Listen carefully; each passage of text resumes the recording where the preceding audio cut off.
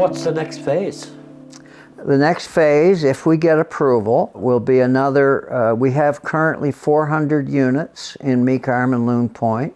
We're asking for permission to develop another 332 units, which if we get approval for that, that should give us enough of a population to warrant, again, the convenience store, maybe some other small businesses like daycare, maybe hairdressing shop, car repair shop like a changing oil and tires and things of that nature.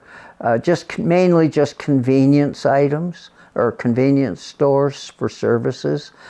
If we get approval, we're also hoping to get approval for up to 8 sites for mixed use.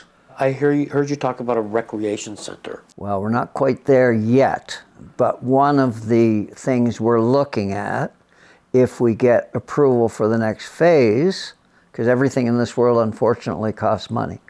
So if we get approval for the next phase, we're planning to build a community center with a recreation, we'll call it the recreation center, but we'll also be able to have meetings there.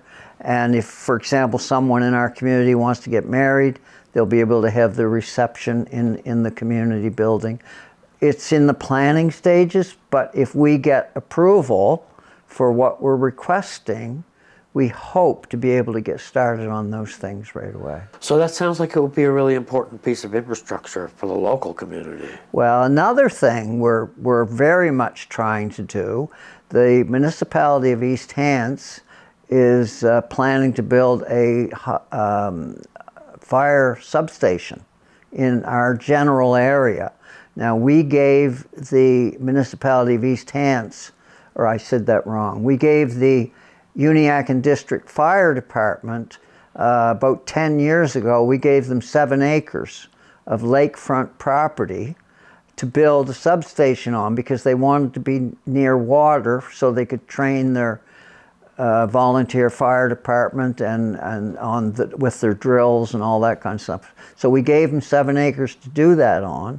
And if we can get approval on the next phase, that should give us the money we need to not only create the recreation center and community center, but also help support the development of the substation for the fire department. So Bruce, when it comes to persons with disabilities in the development, like what kind of things is Cottage Country putting in place for accessibility? Well, currently, we've engaged the services of one of the local companies, one of the local dock companies. I shouldn't mention their name, that wouldn't be fair. But we've engaged one of the local dock companies to install a new docking system at one of our lake access points, which is essentially for disabled people. What it will do is it will help disabled people get in and out of their kayak or canoe. And so if they have any mobility issues of any kind, this will assist them. And another thing that's going on in the community in addition to that is if we are fortunate enough to get approval on the next phase, then we also would like to develop some pickleball courts and a children's playground and things of that nature. Like we have hundreds of acres of land right now that's only being used as walking trails.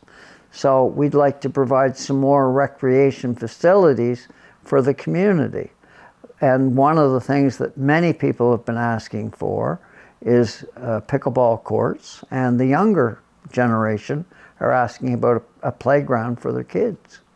So what we're thinking is like an adventure playground where they can learn about the trees and the woods and things of that nature while they're having fun playing in the park. And accessible. Exactly.